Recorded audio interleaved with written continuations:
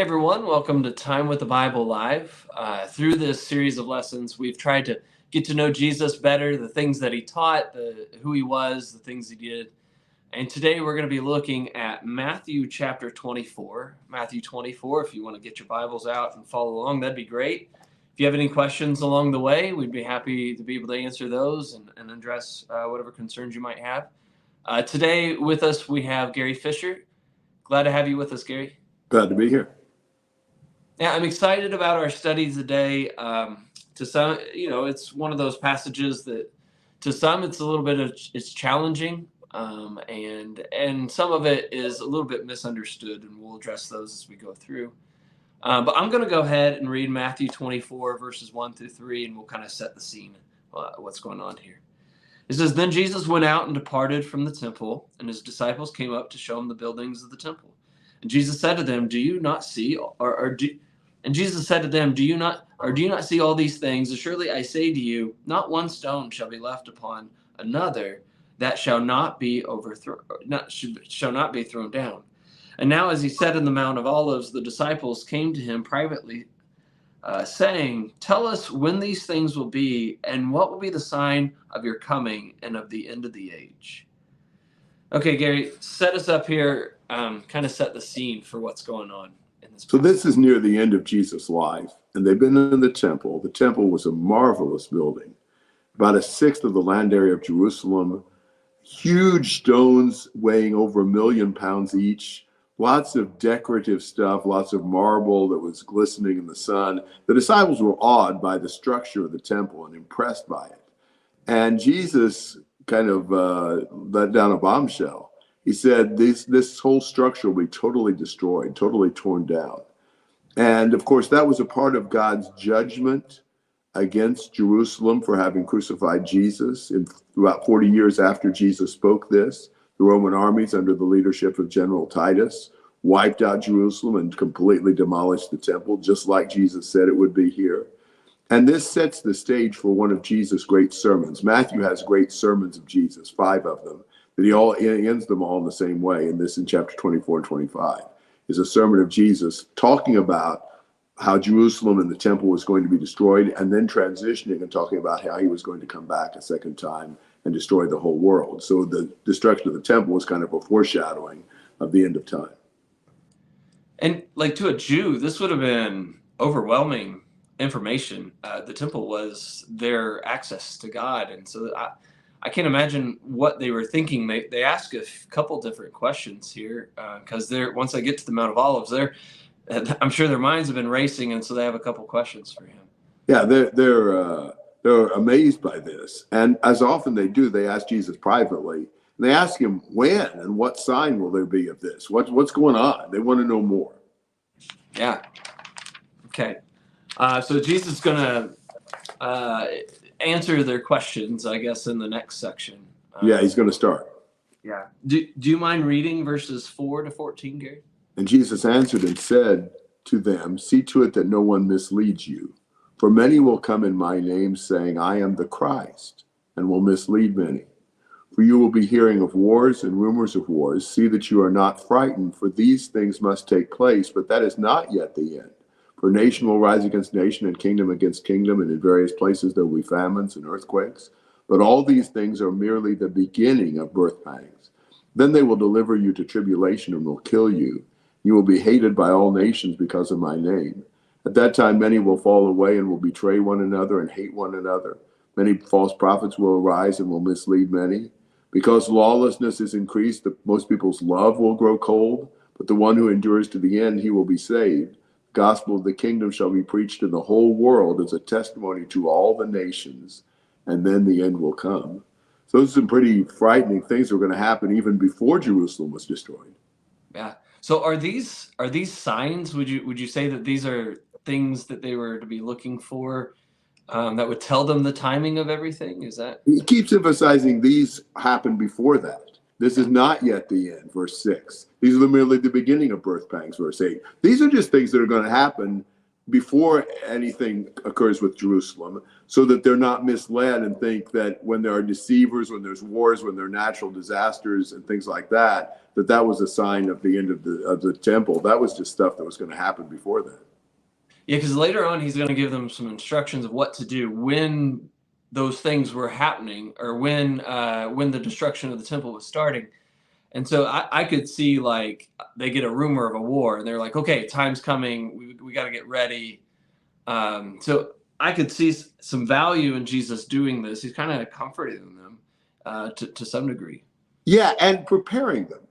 We're always in times when there can be catastrophes and persecutions and things like that. He talks about some of the bad reactions Christians might have to that. Some will fall away completely and betray their disciples. Some will give in to false teaching that will destroy their faith. Some will cool off and be useless to the kingdom. In difficult times, we don't always have the right reaction. So he's trying to prepare them. Even before Jerusalem is destroyed, there's going to be these kinds of things that happen often in the world, and we've got to be ready to face affliction and disaster and even persecution with endurance. So there's going to be a lot of these things. A great point. And there's going to be a lot of things that will happen. There'll be deceivers that will come saying that they are the Christ. If I read right, during this period of time, there was a lot of false Christs, people claiming to be the Messiah during this period of time. Mm-hmm. That's right. Yeah. And a lot of just scary and unsettling things. Yeah. But they had to be just always enduring, always faithful to the Lord, and not to these deceivers who would come along. Yeah. And there was also, during this period of time, a lot of wars and rumors of wars and things going on like that. And then maybe one of some of the most difficult things he mentions is the persecutions. Yeah, go ahead, Gary. Yeah, it's just it's hard to deal with. I mean, when people persecute you, when they kill you, when you're hated by everybody, we want to be accepted. We want to be blessed. And when we start facing even physical persecution, that challenges people's faith. Are we really committed to the Lord or not? Yeah, so there's a lot of misconceptions about this section of Scripture, particularly. A lot of people make these out to be signs. And really, Jesus, like you said, I don't think Jesus is trying to say these are signs. These are just things that were going to happen during that period of time. Right. He's going to come to the sign. These are just normal occurrences that they can be expecting all throughout time, and not necessarily pointers to the destruction of Jerusalem, and much less to the end of the world that Jesus hasn't even started talking about yet. Yeah. Okay. Do you want me to go ahead and read the next section? That'd be great. Okay, verse 15, he says, therefore, when you see the abomination of desolation spoken of by Daniel the prophet standing in the holy place, whoever reads, let him understand. And then let those who are in Judah flee to the mountains. And let him who is on the housetop not go down to take anything out of his house. And let him who is in the field not go back to get his clothes. And woe to those who are pregnant, and to those who are nursing babes in those days. And pray that your flight may not be in winter or on the Sabbath. And then there will be great tribulation, such as not had been since the beginning of the world until this time. No, nor ever shall be. And unless those days are shortened, no flesh would be saved. For the elect's sake, those days will be shortened. Then if anyone says to you, look, here is the Christ, or there, do not be deceived. For false Christs and false prophets will rise and show great signs and wonders to deceive, if possible, even the elect. See, I've told you beforehand. Therefore, if they say to you, look, he is in the desert, do not go out. Nor look, he is in the inner rooms, do not believe it. For as lightning comes from the east and flashes to the west, so also will the coming of the Son of Man be. For wherever the carcass is, there the eagle will be gathered together. And immediately after the tribulation of those days, the sun will be darkened, and the moon will not give its light, and the stars will fall from heaven, and powers of the heavens will be shaken. And then the signs of the Son of Man will appear in heaven, and then all the tribes of the earth will mourn, and they will see the Son of Man coming in the clouds of the heaven with power and great might. Great glory. And he will send his angels with a great sound of a trumpet, and they will gather together his elect from the four winds, from one end of heaven to the other. There's a lot in this. Yeah. But his point in verse 15 is there's going to be some terrible thing that would happen in the holy place, probably the temple. And that was the sign. When they did whatever this outrage was in the temple, and they'd understand it when it got there, then the instructions were flee to the mountains, which was really kind of counterintuitive, because usually in a crisis, you would flee to the cities where they were protected by a great wall. And that was a refuge in time of distress. But in this case, the Romans were going to besiege Jerusalem and cut off a shipment of goods and food and things like that, and they're going to starve them out. So the only safe place to be was to flee to the mountains. And that's what Jesus is encouraging them to do. Obviously, when Jesus comes back, fleeing to the mountains isn't an option. We can't avoid him. This is talking about the destruction of Jerusalem that was going to occur 40 years later. And when this terrible thing happened in the temple, then get out and pray that it not be too hard to get out, because there's going to be a terrible tribulation that occurs that you're going to need to stay away from Jerusalem during that time. Yeah, you mentioned several things that would make it even more difficult, like people who would be pregnant, or those who are nursing babes in those days. Hard to flee. Yeah. And he says, pray that it won't be winter, because winter always made travel more difficult. And the Sabbath Sabbath would make it more difficult as well, because you wouldn't be able to purchase anything for travel, and they would shut the doors, if I'm right, to the cities. Yeah, they would. And if anybody caught them traveling, the zealous Jews would have probably killed them on the spot. So yeah, better if it's not a Sabbath day, and certainly better if it's not winter. Not only the cold, but also the rivers were swollen during the winter and spring and so forth, and be harder to cross. Yeah, because he says in verse 21, he says, because it's going to be really bad. It's going to be terrible. Worse than anything that has ever happened. Do you think that's like in a literal sense, or how would you? Kind of like we say, it's the worst ever. It doesn't necessarily mean the technically worst. Maybe it was, but there are several times when he'll talk about a king being the best ever. Doesn't mean he was absolutely the best ever. Never there was a better one before or after, but he says that about more than one king. Those are just kind of proverbial statements. It was really, really bad. And Josephus, the Jewish historian, confirms that. It was really a horrible time for the Jews. And a time when there'd be a lot of imposters come offering deliverance and salvation. We're more vulnerable to imposters in turbulent times. And he said, if I was coming back, everybody'd see it'd be like the lightning going from one side of the earth to the other. You know, don't think I'm somewhere hiding out. You know, the Messiah is not coming back until everybody can see him and knows he's back. Yeah, I think that's interesting, because there are those who take this as the literal return of Christ, but he's saying here, you can't, because you'll know when I'll return. Yes. Yeah, and he makes an interesting statement in 28 where the corpse is there, the vulture will gather. The corpse, I think, was the dead, spiritually dead Jewish nation.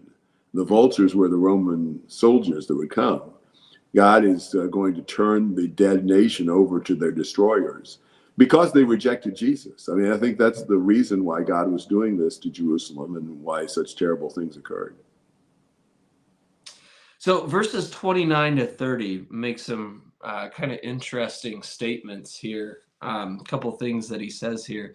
He talks about the sun darkening and the moon not giving its light, the stars falling from heaven. What do you think he's talking about there, Gary? Well, it sounds like the end of the world, like everything is being destroyed. It really does, and it is. And in this sense, it's the end of the Jewish world. It's the end for them. These kind of statements that he makes in 29, 30, and 31 are commonly made in the prophets when they announce the destruction of a nation or a city, like the destruction of Babylon in Isaiah chapter 13. He talks about the sun being dark and the moon being dark and the stars falling and the earthquake and so forth. He says that about the fall of Egypt in Ezekiel 32 and so forth and so on. Those are saying the lights are going out for this nation, or saying that the world's over for them, not the overall end of the world. But we're not accustomed to reading the prophets very much. We don't read Isaiah or Ezekiel all that often. And so this language sounds like the absolute end of the world, but it's very common language in the prophets to refer to the destruction of a nation or city. And so here it refers to the destruction of Jerusalem, because verse 34 will say, truly I say to you, this generation will not pass away until all these things take place. So we know all those things up to verse 34 happened in that generation, or Jesus was wrong. And we don't believe Jesus was wrong. He was talking about the destruction of Jerusalem and using the typical prophetic language to discuss the end of a nation. Something that strikes me as you read through the prophets and you read these statements, like all of God's judgments sound very similar, or very much the same. So they all sound like the end of the world, apostolic language, like this one. Yeah. Yes. Oh, go ahead. Yeah, that's exactly right. It was their world was ending. This is typical apocalyptic language. Yes. Now, it's interesting. He also says that they'll see the Son of Man coming in the clouds of heaven with power and great might. That's another thing that he says here. So how do you take that? Is that a literal return, a literal coming, or how would you?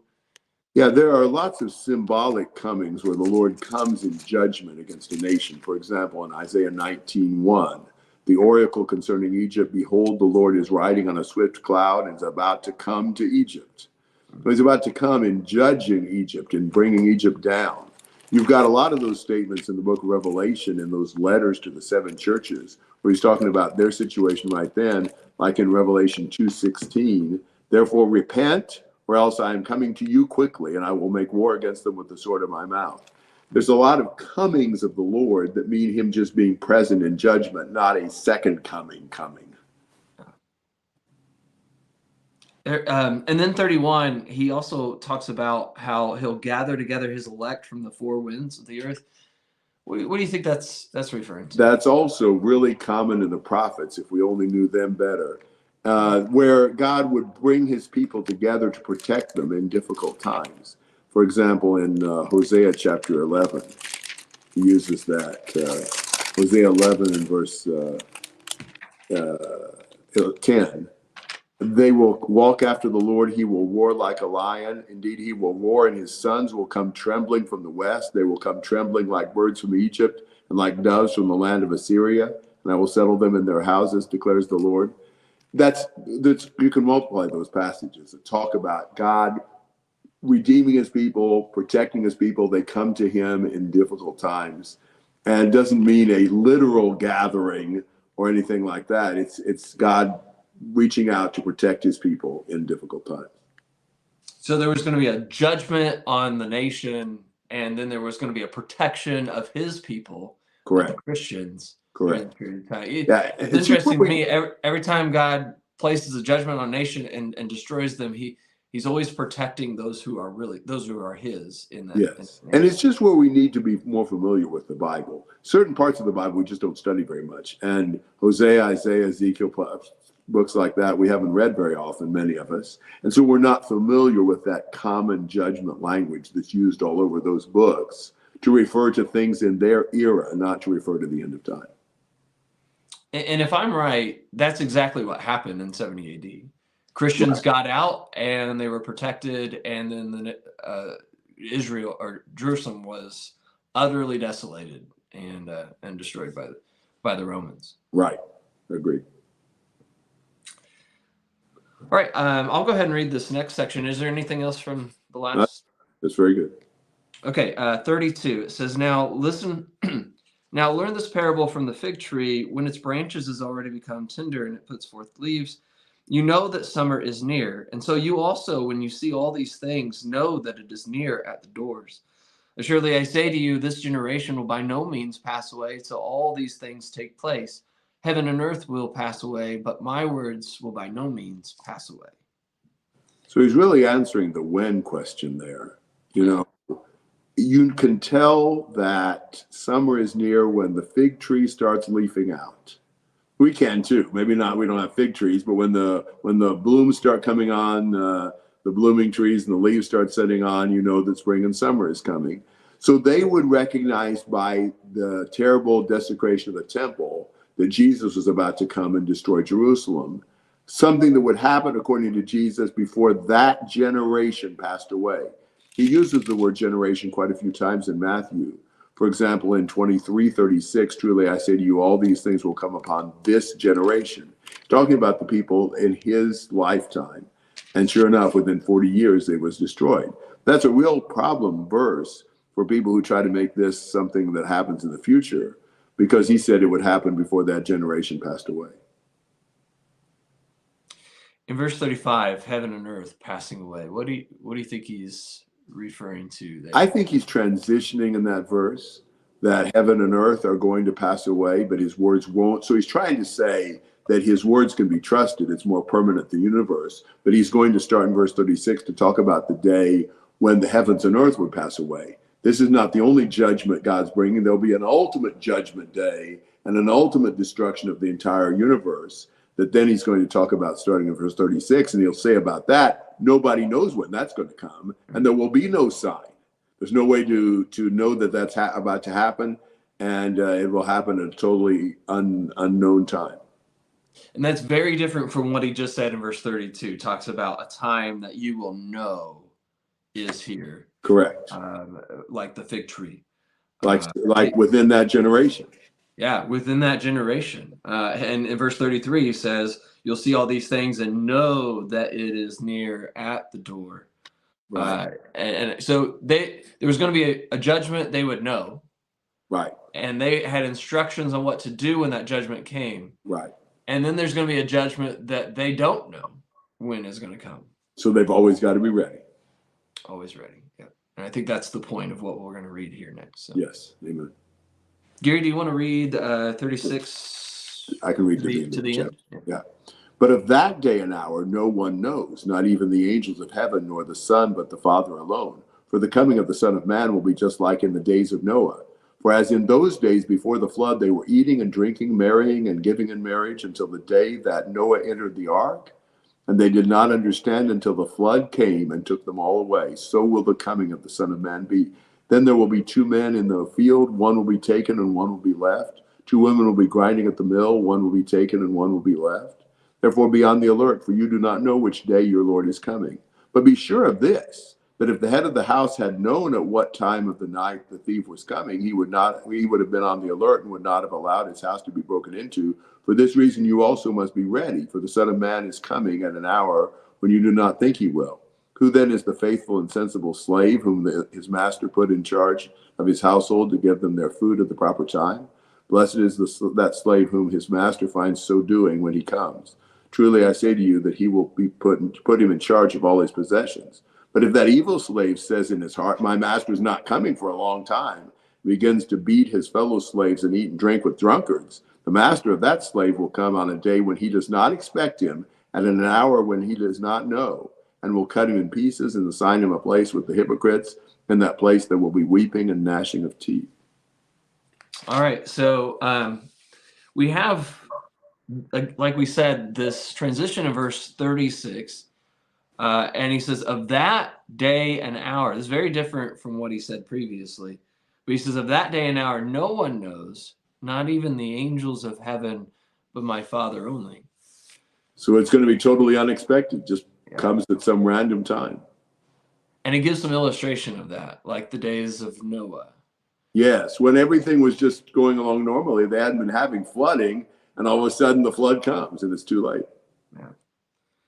And then he gives this illustration of two men who are in the field. One will be taken, one will left. One woman would be grinding at the mill. One would be taken, one left. What do you think he's referring to? So you got people who are superficially similar. They're doing the same thing at the same time, but one of them serving the Lord and one of them isn't, and there'll be a huge division.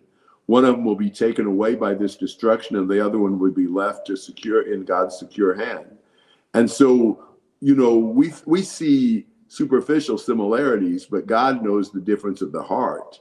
And one will be judged and one will be blessed when Jesus returns. So there's going to be a great separation between exactly. People. Exactly. But in verse 42, he says, just watch. You don't know what hour the Lord's coming. And again, the point is we to live our lives ready for that time. Yeah, we don't know when the thief's going to break in, so we always lock the house. You don't know that the thief's coming today. You could leave it unlocked, but it might be the very day he came, so you lock it all the time. We should always be spiritually ready for Jesus to come back. And that's the point here in the next section as well, 45 to the end of the chapter. Yeah. If you're a servant in your master's house and he's gone for a while and you don't know when he's going to come back, you better be doing right when he comes back, or he's going to punish you terribly. Because here you have one servant who doesn't know when his master's going to return, and he's beating the other servants and just doing what he wants to do, and that one's going to be punished and thrown out. He says he's going to give him his portion with the hypocrites. Yeah, it's easy to imagine that, he's not going to come back now. I can get by with it. But as soon as we start doing that, it'll be curtains for us. Yeah. And he goes ahead. Chapter 25 deals with the same thing. He's got a couple of parables and so forth where he talks about you don't know the day or the hour, so you always need to be ready. So really 24:36 goes on into chapter 25, talking about the need to prepare for Jesus to return, since we don't know when it will be.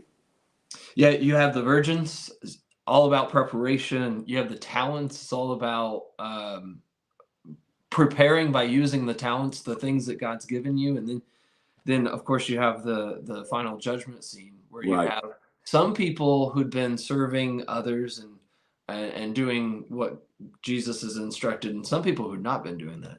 Right. A great separation again of people. Yeah. So you've got in 24 and 25 the judgment of Jerusalem in 24:1-35, and then the end of the world judgment in 24:36 to the end of chapter 25. Very good. Very good. All right. Any other thoughts? Anything else to say about? I think that's good. It's a good passage to go through and a good passage to study carefully. Yeah, I agree. And there's probably a lot more we didn't have time to dig out and to think about. But Gary, I appreciate you being on here and being part of it. I thought you laid it out really good. I thought it was a very helpful study. And I hope that those who have been on here, hopefully you've benefited from it as well. Again, it's a great passage to study and to give some time to think about. So if you have any questions or any thoughts, please feel free to comment down at the bottom of this. If you didn't get to see all of it, you can always go back and watch the recorded portion. It should be there ready for you to see everything. But Gary, thanks for being on here, and You're welcome. I'll have to have you on here again sometime. Sounds great. All right. Everybody have a good day. God bless.